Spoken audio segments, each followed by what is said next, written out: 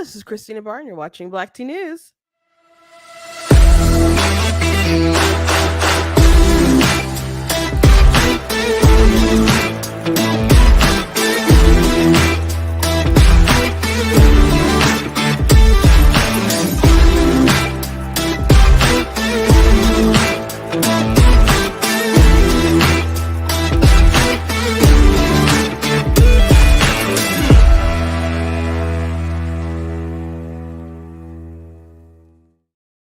Hello, welcome to Black Tea News. I'm your host, Christina Barr, and today we'll be talking about how people in Chicago are really upset, continue to be upset about all the illegal immigration coming through to the point where they're saying, can't we just close the borders to Illinois? Isn't that amazing? Isn't that incredible? Just think about that. The idea of closing your borders. What a novel idea. What a novel idea. Indeed. So also we'll be talking about in Canada, there was a big protest for parental rights and against some of the LGBT like indoctrination stuff in school. So my sister, called me today and was like, did you see what's going on in Canada? And so she was telling me about it because I was driving, so I couldn't look at the time. I'm like, oh, I hope they're okay out there because Canadians, I guess, can know how the government knows how to shut down a protest. If you look at what happened eventually with the trucker situation, I hope all their bank accounts still exist and all kinds of other crazy stuff, that they did to people. But I get it. I understand. It's that stuff is going on in America, and we are pushing back against it. So it's nice to see people up north also pushing back against that stuff as well. Also want to touch on Donald Trump and we talked about his comments that he made on Meet the Press, and so he's received a lot of backlash for it, including from governors who have passed 6-week abortion bans. And so he wrote a post on Truth Social that's been going around, and I wrote a post online about it, but I want to talk about it a little bit. And I'll try not to talk about it too long because there's some pretty interesting news that has popped out today that Lin Wood is a witness for Georgia in the prosecution against Donald Trump. So it looks like he flipped on Trump, and that's probably not a good thing that he's a witness for the state. So it's breaking news. I think it just posted this morning, I guess, but yeah, interesting news. That's not, I wouldn't assume it's not good at all. Like I think the RICO charges, or RICO, however you say it, from my understanding of it, and people who are more specialized in the area of the law than I am, think all that is kind of silly, but it is what it is. They're going through with it. They're going to have a big trial, and apparently it's going to be televised, and none of this will be good for the actual election, regardless of how ahead in the polls it looks like, which I don't trust some of the polls for various reasons. And I believe that he's ahead in the primary, sure.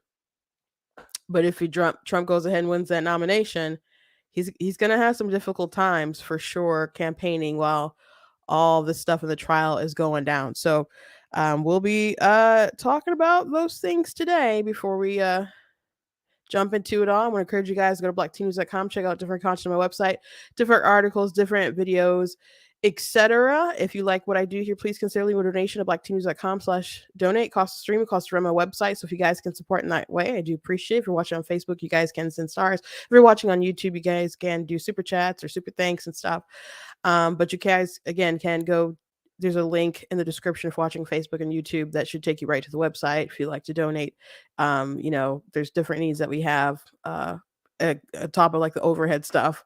My actual webcam that I was using pooped out on us last week. So that's another thing I need to get replaced and other stuff. So if you can support, I appreciate it. But I appreciate you guys watching live, all of you who watch back and at people and comment, converse with each other. All that really does help. So I thank you guys, and I appreciate you very much. Even though I know we won't all agree on everything all the time, I thank you guys for being part of the conversation. So I see I have a looks like a Chicagoan in the comments here. Oh, so or at least from someone from Illinois. Um, I saw an interesting video where someone asked Alderman Ronnie Mosley about immigration. And because, in Texas, they keep sending people up to New York and they send people up to Illinois. And so people in New York and in Illinois have been upset about the amount of, migrants who have come, and they want it to stop, and they don't like all of the resources that are being used from their taxpayer dollars going to these people. They're like, there's people here. They don't, it just doesn't make sense. There's no room. They're using up space and money and etc. So they asked the question, can't we just close the border? I wanted to know if there is a capacity limit, and what is that limit, if there is one, and why can't we close the borders of Chicago or the state of Illinois in the first place? Why can't we close the borders? I don't know if there's a limit. I do know that when you are seeking asylum, you are granted protections from the U.S. to not return. So that is the process that folks are going through when they come here, when they get their interview, and then the Texas governor sends them to Illinois, and specifically Chicago. So they get to come, once they do an interview in Texas, they get to come regardless. Texas says, you're an asylum seeker, you're being persecuted, so yeah, you can leave your country and come here and go wherever you want. Not Texas. This is the federal government is the one that does the process around asylum seeking. It is Texas who is making the decision to send them to Chicago. And that's what I wanted to know. Can we say, no, we won't take anymore? It has to come from the federal government.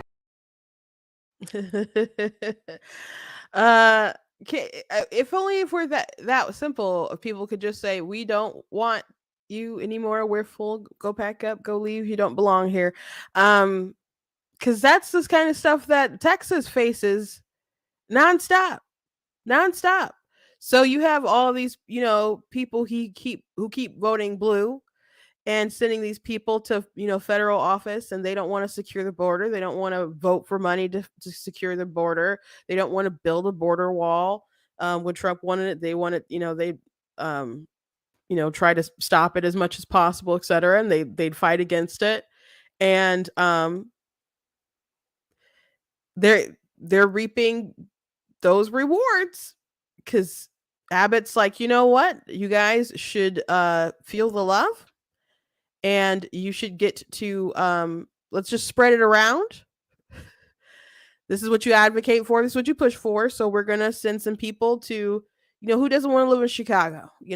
People see stuff on TV like, oh, Chicago, that's a famous city. They've got good pizza.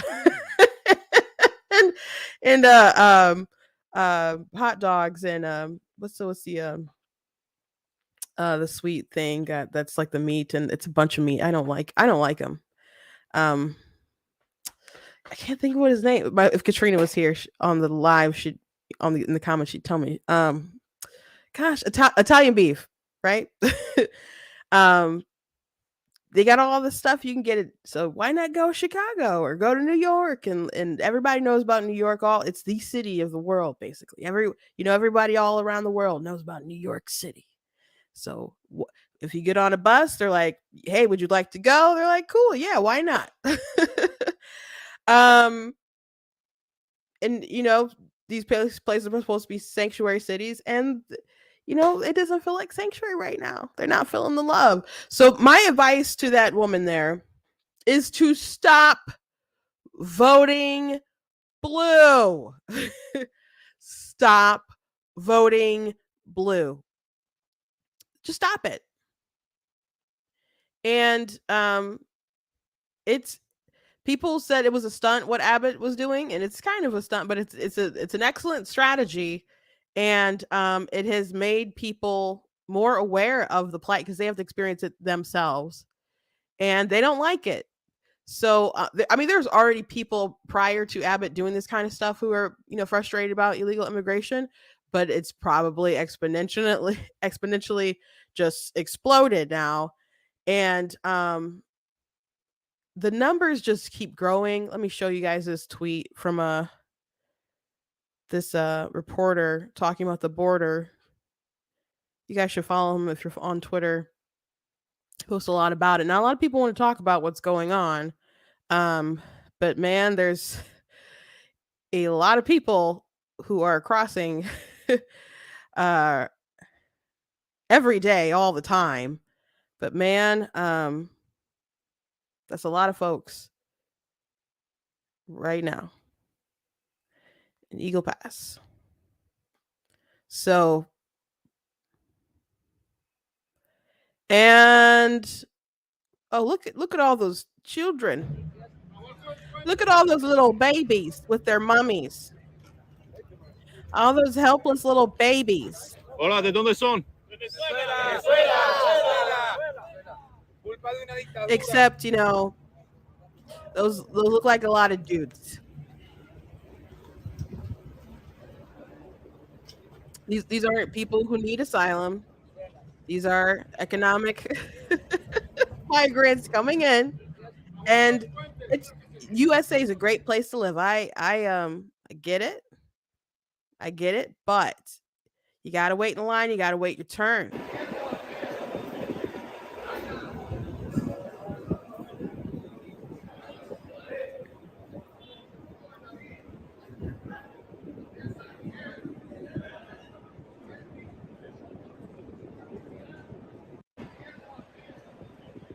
Look how many men that is.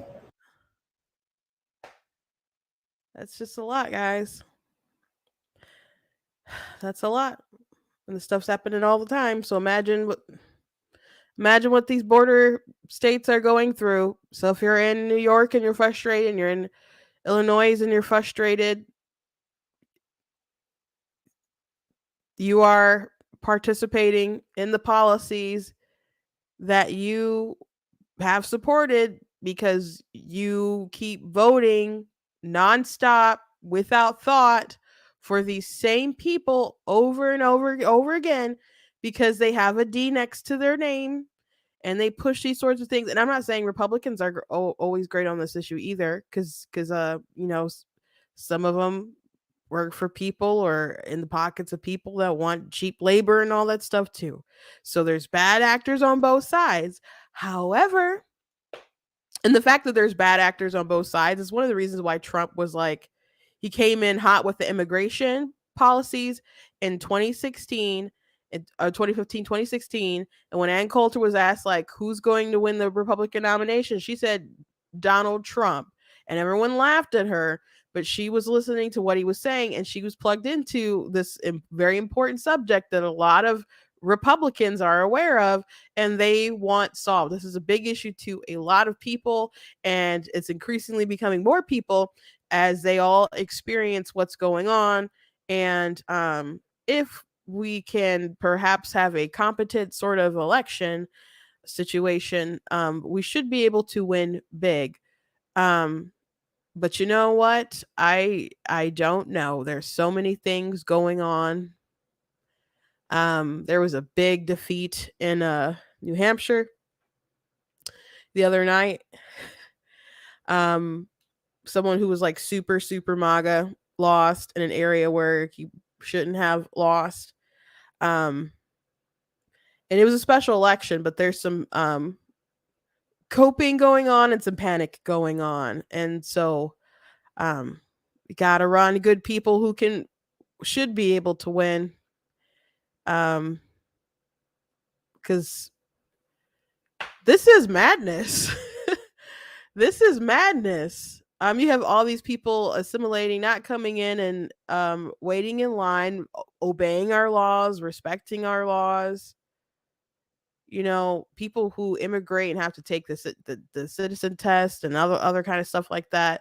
You know, a lot of people come in who immigrate. They have a lot of pride and I'm not saying people who don't come illegally or whatever might not, you know, have pride in America and all the other stuff, but disrespecting our laws coming in is a bad start. It's a bad start. And I totally get why you'd want to come here. I totally get it. But you are not an asylum seeker. You're not an asylum seeker. So I talked a little bit ago about how the Biden administration was floating around an idea that they had to all stay in Texas while they were processed and their courts cases were heard, which was funny because all these places where they would hold them were filling up, and they didn't want these images of people being held in these, kids in the cages or people under the underpasses and stuff, and people taking photos and stuff. So they just wanted to keep releasing people into the interior. They give them a cell phone and say, yeah, this is how we're going to track you. Make sure you come for your court date. They're like, I don't understand English. Bye. They're like, oh, okay, sure. We'll come back for our court date with the phone that you gave us. Sure. Okay. If that's the only way you're tracking me, okay. All right. So they wanted to just release people. So now that Abbott is strategically sending people, it's a huge problem for Democrats because their constituents are really ticked off. But this is something that's important to voters, and like, if you have competent people on the ballot, it should bode well for Republicans if they're loud and vocal and want to really solve the issue and the problem. But it's bad. It's bad. It continues to be bad, and it's something Mayorkas should probably be impeached for. They are not securing the border, and they're doing everything they possibly can to make it worse, probably on purpose. I would think it has to be intentional at this point. But anyway, in Canada, the Canadians have come together. Obviously, not all of them, but there is a good amount of people coming together to protest indoctrination in schools. Leave the kids alone! Leave the kids alone! Leave the kids alone! Leave the kids alone! Leave the kids alone! Leave the kids alone! Leave the kids alone! Leave the kids alone! Leave the kids alone! Leave the kids alone! Leave the kids alone! Leave the kids alone! Leave the kids alone! Leave the kids alone! Leave the kids alone! Leave the kids alone! Leave the kids alone! Leave the kids alone! Leave the kids alone! So so the streets are now open. They said they open around 2 p.m. But the protest is called the 1 Million March for Children. Similar events are planned across Canada with some parents and socially conservative groups protesting LGBTQ inclusive education policies in the classroom and in extracurricular settings under the banner of parental rights. This is from CBA News. CBC News, Ottawa, and what they go into parental rights here is kind of funny. But critics and researchers say the term parental rights, they think it's misleading, guys. They think it's misleading because it doesn't address the concerns of LGBTQ parents or parents of LGBTQ children. So if the parental rights is like, we don't want you teaching things to our kids that we don't consent you teaching to our kids, in that, that still falls under parental rights. Because you are in a group setting. If parents who want their kids taught that, they have that option to do that themselves. I guess they have the option to I don't know, have a special session, or I don't know, but to expect people to en masse just be okay with all this stuff is a lot.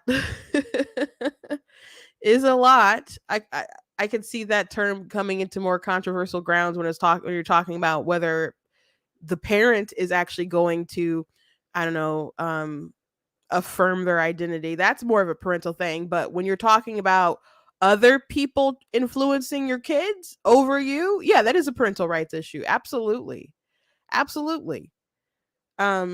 You don't have the right to someone else's kids. And it's interesting. Even in the US, I've seen different videos pop up, and I saw one the other day of someone was a parent was mad because they're just like, what are you doing in math class?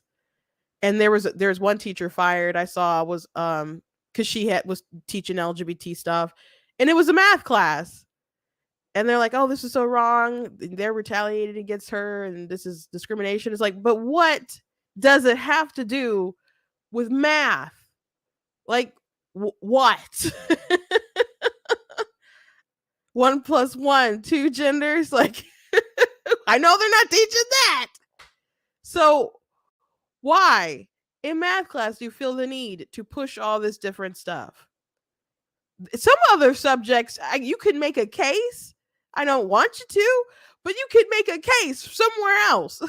but you have these adults who have these feelings, and they just want to express it because that's how they affirm it themselves by sharing it with their students. It's kind of like a safe space. A lot of times when I write, when I write something, I will share it with my youngest sister, and she will like, oh, I like it, that sounds good, etc. And then it kind of expands from there. Now she's an adult now, and how old is she? She's 28, and I'm 34. And but it was kind of like you're slowly climbing the ladder. Like she's a younger person. I figure she won't hurt my feelings too bad. Maybe like you feel kind of like it's more of a safe space to share it with that person. And then, you're like, okay, I feel confident. Let me build up this confidence to keep going and go. And that's kind of how it is with these people, with these kids. Like, we got these young ones. Okay, we're going to make them feel this way. And we train up this generation, and we keep going and we keep going and you keep going. And sooner or later, the whole generation has changed on the subject. So that's really why they want access to the kids, because they're trying to change the whole culture. There's an end game there. And if you don't want, goes for US or wherever, if you don't want inappropriate books in your school, if you don't want inappropriate talking and whatever in your school about this kinds of stuff, you got to stand up for your kids or just take them out. But if you're the only fighter, I guess if you're the only fighter, what else can you do? But if you're the only vocal fighter, you can, encourage other people to stand up. But I guess sometimes it is good though to at least take your kids out and protect them from the madness. If you're a parent and you're worried about like, oh, should I, kind of snatch them from their peers and stuff, I don't think you should feel guilty for doing that, because at the end of the day, your kid is your responsibility.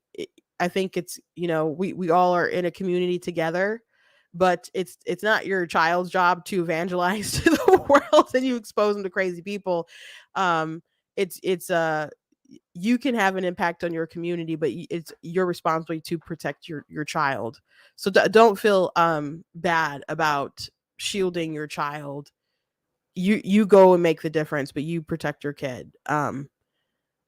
But I get people, who still want to go the old fashioned way. And someone was talking to me about, because I made a face about public school, and they're like, you went to public school. I'm like, I don't feel like it's the same like it was when I was a kid. And I still had teachers who like pushed different ideas. Like I had a teacher who was very strong about his, political beliefs and stuff. You'd walk into his classroom and he had the death count for how many troops were in like Afghanistan and Iraq and stuff. And he liked to push. He really liked to push. And I'd push back, and I was fine. Not other kids were as knowledgeable or as I don't know, vocal. And I'm an introvert too. So I'm just like, it's weird thing about people being less vocal about their convictions than I am.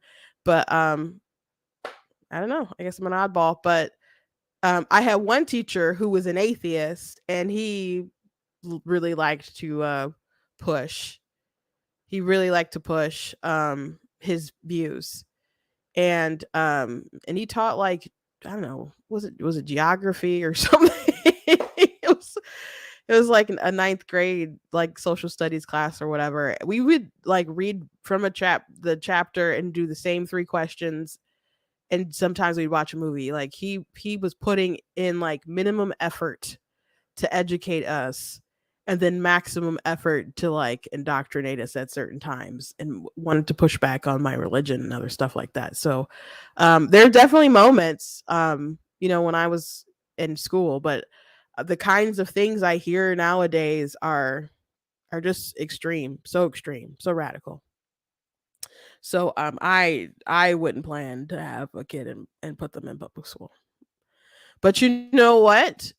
If you don't speak up, there may be a time when they don't allow you to homeschool your kids, because they don't do, like, really allow that in some countries. So there could be a time when they just are like, you know what?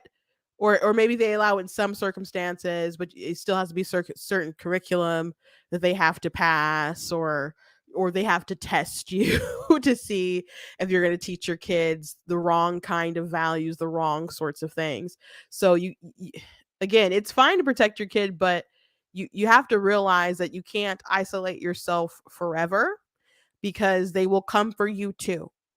So you still have to push back against the madness, even if you don't want to feed your kids to the monsters. Um, anyway, good job on Canadians sticking up for your children, and I hope other parents here in the US, though I've seen that happening across the country, I hope it encourages more people to do the same, and stand up for their kids as well. Okay, I want to talk about this Lin Wood thing, because I'll just go through the story really quick. This is from CNBC. Lin Wood is a witness in the Trump Georgia election prosecution, DA Fannie Willis says. Lin Wood, an attorney and vocal supporter of former President Donald Trump, is a witness in the Atlanta district attorney in her prosecution of Trump and his allies over their efforts to reverse the 2020 election loss in Georgia. A new court filing reveals the filing by Fulton County DA Fannie Willis argues that some of the defense, I don't think it is Fannie, but, and apologize if that's wrong, but I think I heard someone pronounce it something a different way, and I don't remember what it was. So I mean, no disrespect. I think it is it can't be Fanny, right? It's got Fanny looks right. Anyway, disrespect. Fannie Willis argues that some of the defense lawyers in the case have conflicts of interest. Lin Wood, Corco, Jawan, Pearson, Vicky Townsend, Castiglio, Gloria K. Goodwin, James Kenneth Carroll, and Carolyn Hall Fisher are witnesses for the state in the present case, Willis wrote in the filing. Wood did not immediately respond to requests for comment on the filing. Wood told CNBC last month that he had previously testified to a Georgia grand jury investigating Trump pursuant to a material witness subpoena. He said his testimony lasted approximately 90 minutes, and he answered all of the questions. He also said that he could not disclose the substance of his testimony. Trump and more than a dozen of his allies were indicted in August by a Georgia grand jury in the election interference case. Wood was not indicted. Some people wondered why he was not indicted, and perhaps he was not indicted because he flipped. We don't know what in his testimony were all he will say, though. He had worked to challenge the results of the 2020 national election and would often push false conspiracies about the election itself. In 2021, Wood told CNBC that his South Carolina plantations hosted numerous conspiracy theorists looking to overturn the results of the 2020 election. Wood, who had represented the late Richard Jewell after Jewell was falsely implicated in the 1996 bombing of the Olympics in Atlanta in July, retired from practicing law in order to avoid potential disbarment in Georgia. So yeah, that's very interesting, and it's probably not good. It's probably not good for Trump, and one of the reasons I think that they're also doing the RICO case and stuff is, or why they do them normally, is because they expect different people to flip. So I would assume they are still hoping to get other people who maybe they have indicted to come forward and say stuff about Trump. I can't imagine what all they might have to say um that would, I don't know, be so out there, so crazy, but who knows? Or at least something that would make them, give them immunity, or get them off the hook or something. So I don't know. I don't know how this is going to turn out, but I do know that they do plan to like televise it and all that stuff. So if there's some wild things to report behind the scenes, and this is some kind of, ends up being some kind of, they don't need an October surprise because they have the um and you know, the actual trial, um it's gonna be a wild time. And if there's some things at least that don't sound great, imagine being a door knocker in Georgia saying, hey, will you come out and vote for Trump? And then the person is just like, why did he try to you know, throw my vote out or disenfranchise my vote? And um it's gonna be a tough time, you know. We talked about how this immigration crisis is bad for Biden. It's bad for Democrats. But they're playing a different game. They are really playing a different game here with Trump and his indictments and his trials. And you know, Trump might get a lot of people who come and donate when, you know, he takes a mugshot and all that stuff. But at the end of the day, when the actual trial goes on, I depending on what sort of things come out during the trial, it's could um obviously be really bad for the general election. So, regardless of whether you think he should have been indicted or not, the Democrats got a plan, guys. They got a plan. They've been playing 40 chess with us.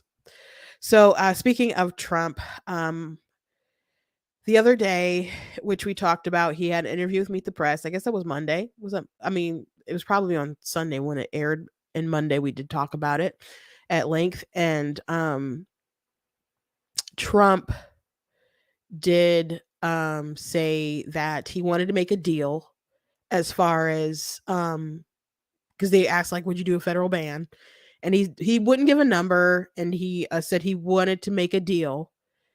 And he said Democrats, you know, he would say they're radical, but then he would say, you know, they're not, you know, they don't want it that late. But I think I said that he should have said the American people don't want super late abortions, and just keep saying Democrats want to have that option available. I think Republicans should say Democrats want it to be legal for healthy women to abort healthy fetuses. I think that's the way they should phrase it. But you know, if you know somebody, get that around. I think that's how they should phrase it. But he said that he will make a deal, and they will be okay with it or whatever, and we'll have peace with the issue.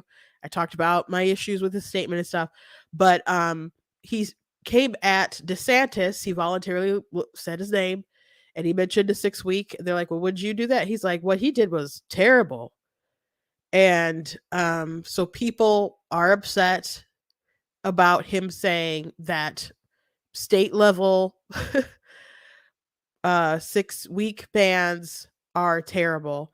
And so you had different people speak out and condemn him, or condemn his saying, and or at least say that what he said isn't right, and protecting life isn't terrible. And you had Brian Kemp, who has signed a bill such as that, who came out and said that he was wrong. And I guess I could show you the tweet. So he tweeted about it. So did Kim Reynolds. You know, so it doesn't look great for his Iowa. Well, I guess he's still ahead, so everything looks good for his Iowa prospects, but it's going to put a damper on things. So Kemp said There's nothing terrible about standing up for life. In addition to passing the heartbeat bill, Georgia has proudly protected and valued life through implementing adoption and foster care reforms and combating human trafficking, and will continue to do so as long as I'm governor. So, shade at Trump there. Now, I think personally that Trump, I don't know if he really has a problem with 6 weeks. I think he mostly said it because he doesn't like DeSantis. And he saw it as an opportunity to come at him. I think it's really that simple. Now, he probably doesn't think that he should pass a 6 week nationally. And I am not aware of anyone who's saying that they should. But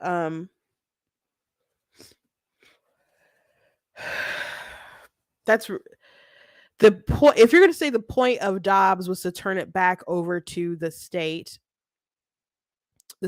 then coming at 6 week bans isn't good. So here's Kim Reynolds. It's never a terrible thing to protect innocent life.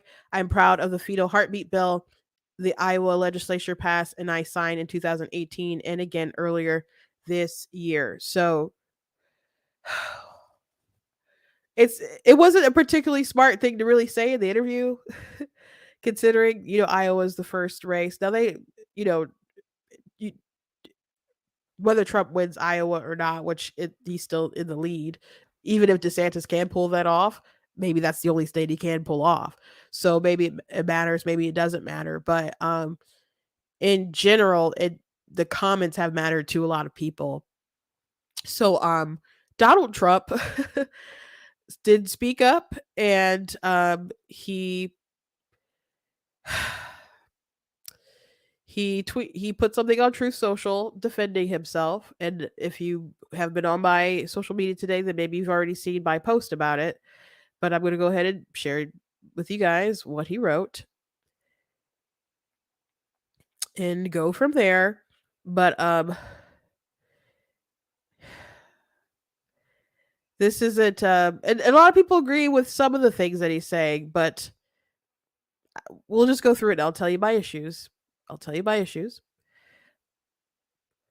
I was able to do something that nobody thought was possible in Roe v. Wade. For 52 years, people spent vast amounts of money, but couldn't get the job done. I got the job done. Thanks to the 3 great Supreme Court justices I appointed, this issue has been returned to the states where all legal scholars on both sides felt it should be.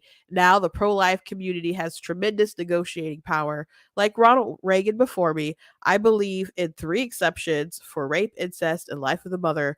Without the exceptions, it is very difficult to win elections.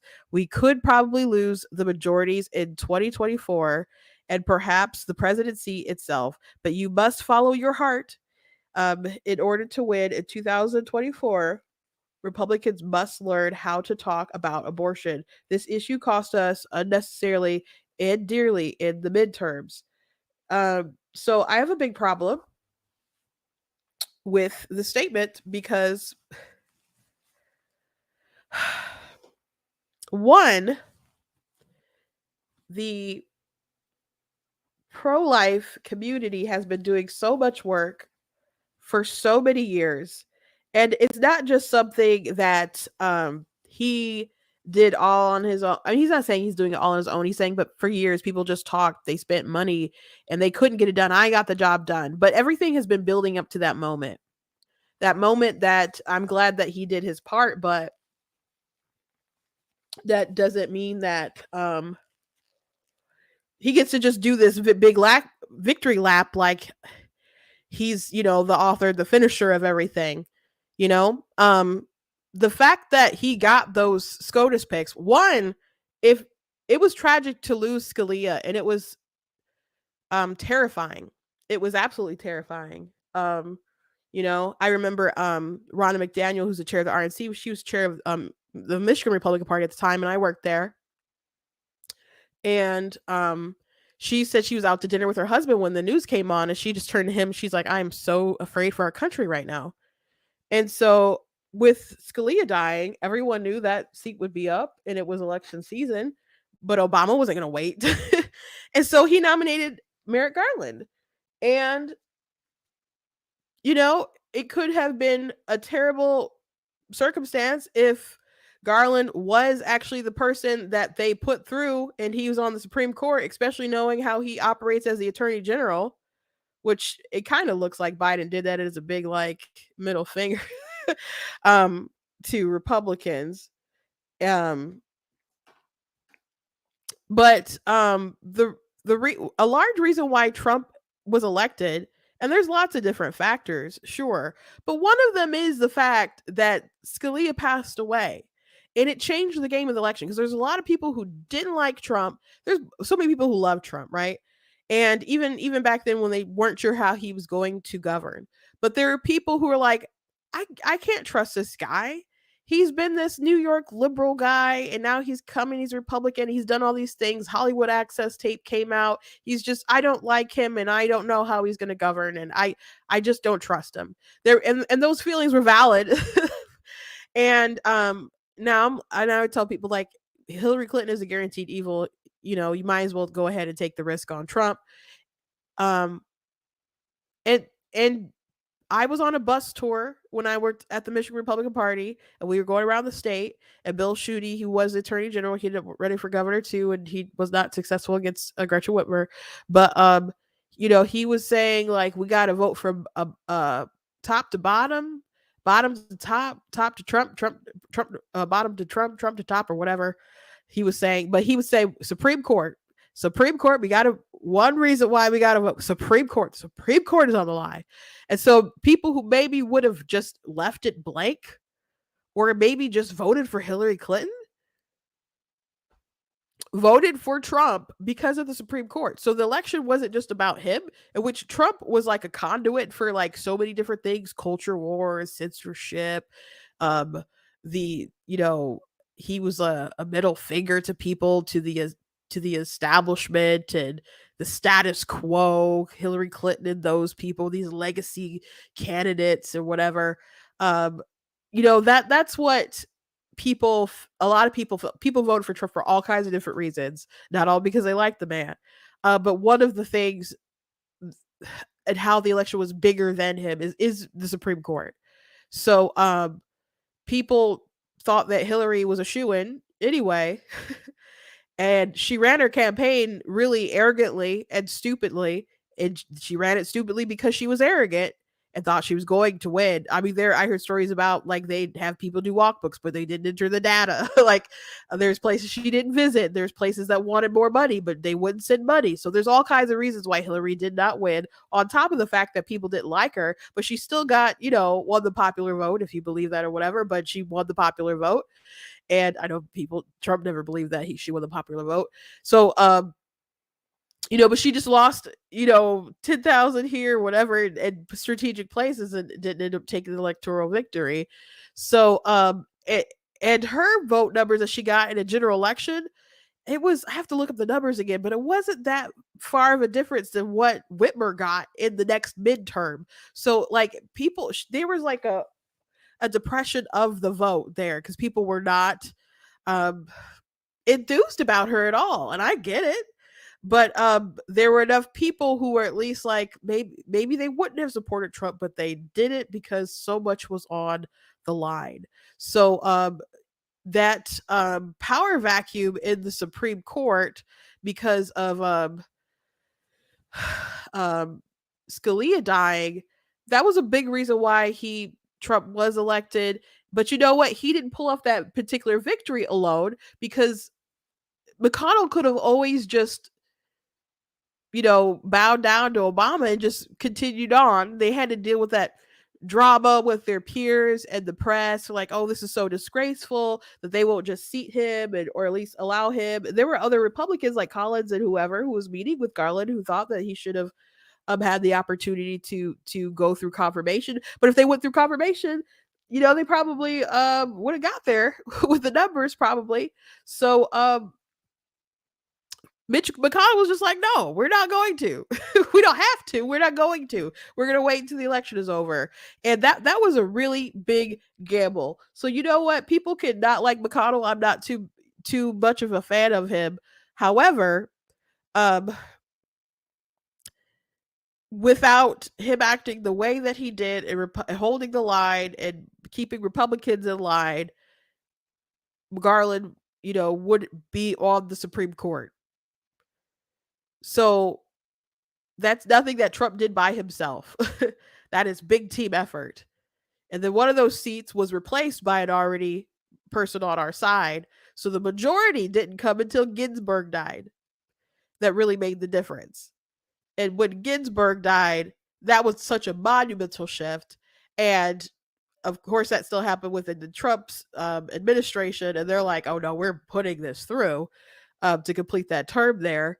So good thing he did. And Ginsburg probably thought Hillary would win, and then a woman would appoint another woman in that seat. And whatever, she should have retired early, but she didn't, and it is what it is. So we got those votes. I think it was a 5-4. I know Roberts tried to kind of split the baby, but yeah, we got the ruling. It was overturned.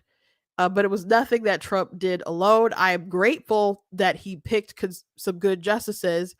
I'm grateful that he picked from a list that a conservative group gave to him. I do believe if other conservative people were elected, they would have done the same. But he was the one who got the nomination. He was the one who won, and he was the one who picked those seats. I appreciate that so much, that he kept his word, that he made a deal with the pro-life people. He said, I will pick from this list, you can trust me, and he lived up to that agreement. I appreciate that. But again, he didn't do all this stuff alone. He didn't. He, people out there marching for years, doing the clinic witnessing, or whatever you could say, trying to convince the women not to do that, people buying trucks with sonograms so people could see their babies, people lobbying and raising money, and all this stuff, sharpening their arguments so they can, talk to their neighbors and their friends and make content, all that stuff. He did not do that alone. And I'm not saying that he's saying that he did it alone, but this very bravado, like, I'm the one who got it done. All this talking, blah, blah, blah. You needed me. I'm the one who got it done. I don't appreciate that. And everything was building to this, including having state legislation that got us to this point, because they had to pass these bills like Dobbs that ended up overturning Roe v. Wade. He's saying nobody thought it was possible. That's not true. People wouldn't be fighting if they didn't think it was possible. We just needed to create the right circumstances to make it possible. And it the court was having a hard time, defending it. It was always a really bad ruling. So, it was going to fall eventually. Again, I appreciate him. But this man is not God. And this movement, this party has to exist beyond Trump, and it will. But one danger to him being elected is he is going to be a lame duck as soon as he gets in. So this exception thing, what's interesting here is that he trashed the DeSantis heartbeat bill, and it has these exceptions. It has these exceptions in there. So if it's 6 weeks, but if you are if you have been sexually assaulted or pregnant because of sexual assault, or if you've been sex trafficked or incest, then it goes to 15 weeks. It also, of course, has life of the mother exceptions. It also has exceptions for if you're going to be like severely harmed or bodily harmed because of the pregnancy. And they also, as well, have exceptions for fetal abnormality up until the 3rd trimester. In my opinion, I think there's a lot of exceptions within the Florida heartbeat bill that I'm sure Trump was unaware of. And I don't even know if he's really against it to his core and really thinks it's so terrible, or if he just really wanted to come at DeSantis. because there's other states who obviously clearly have 6-week spans and heartbeat bills and stuff. And why tick them off? Why tick off the people in Iowa? Why tick off the governor over legislation that they're pretty proud of? Now you could say, well, we can't bring this stuff on a federal level because the people aren't there yet. They're not ready yet.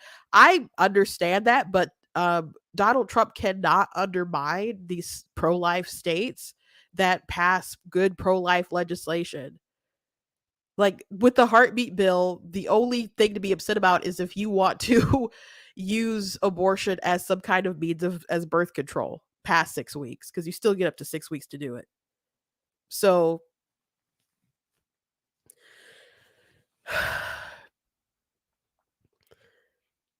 man, man, oh man, oh man. And he brings up the midterms, and I talked about because he made comments about this after the midterms too, and the exceptions. He himself selected candidates that did not have those exceptions. He was very handsy with a lot of different primaries and conventions, particularly in Michigan, and so he selected people who didn't share his same views on that, but he's saying they're so toxic. It's like, okay, so why did you pick those people?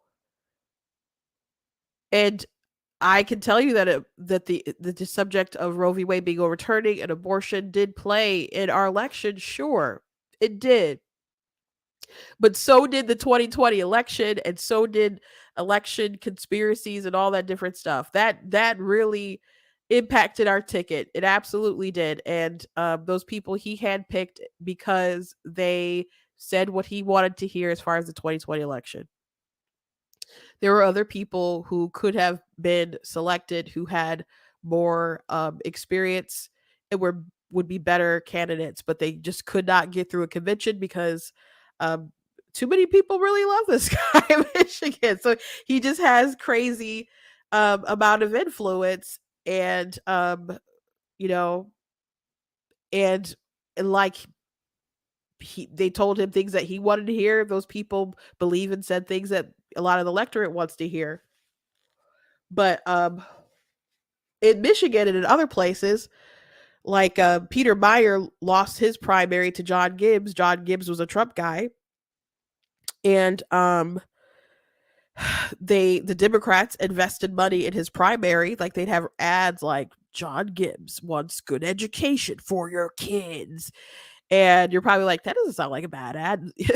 They'd have ads where they'd say things that sound good to Republicans, and they're like, okay, yeah, let's vote for John Gibbs. And they helped to raise his name ID and stuff, and it got him through the primary. And they did that because they thought a Trump MAGA person would be easier to defeat. And you know what? Every plan they did, every person they invested in ended up winning.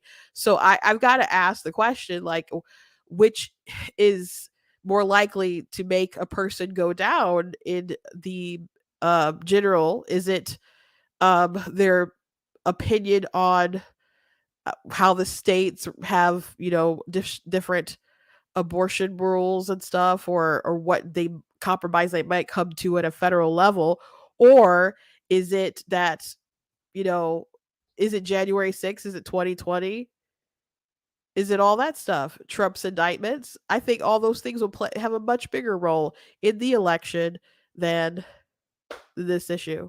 I'm not saying it won't play a role and it's not an important issue, but DeSantis passed that bill. He still won by 19 points. Kim Reynolds got reelected, and so did Brian Kemp. So just something to think about. Something to think about. I'm gonna do a video where I kind of pull a lot of this other stuff together, these thoughts, and I this did not make me happy, and I wasn't happy when he mentioned this back after the election. And I think a lot of this blame he's pushing toward the pro-life community, and I'm not saying it didn't play a role, but I think it's because he doesn't want to accept blame for some of his picks and the people that he pushed. When people would point that out, that he had some losses, he said, "Oh, look at all these people I endorsed, though." And it's like, Tim Scott didn't need your endorsement, bro, to win. So anyway, that's it. That's the show for today. Sorry to rant about this again, but He put on True Social. So I mean, people were talking about it and not happy about it. So thank you guys for joining me. Please go to blacktnews.com, check out different content on my website, different articles, different videos, etc. If you like what I do here, please consider leaving a donation. blacktnews.com/donate, cost stream, cost to run my website, all that stuff. My nose is still a little bit stuffy. That's why I was off screen a little bit. But I hope you guys enjoyed, and we'll keep watching the story with his indictments and all that stuff. Someone said end times. You know what? We don't know. We don't know if we're quite there. I mean, yes, end times, but is it the end times? Who knows?